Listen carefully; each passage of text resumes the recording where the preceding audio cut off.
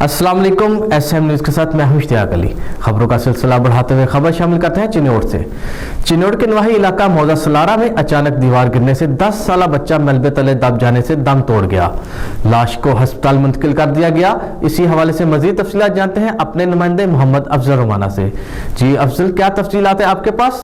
चनियोट के नवाई इलाका मौजा सलारा में अचानक दीवार गिरने से माल मवेशियों को चारा डालने वाला 10 साला बच्चा मलबे तले दब जाने से दम तोड़ गया। खानदान के मुताबिक 10 साला उमैर माल मवेशियों को चारा डाल रहा था कि अचानक मुसीदा दीवार गिर गई, जिसके मलबे तले दब जाने से उमैर मौके पर ही दम तोड़ गया। ताहम जाँ बाक होने वाले 10 साला उमैर की नाश अस्पताल मुंतकिल कर दी गई है। कैमरामैन मोहम्मद आरिफ डक्कू के साथ मोहम्मद अफजल रमाना, चनियोट। बहुत शुक्रिया अफजल तफसीलात से आगाह करने के लिए।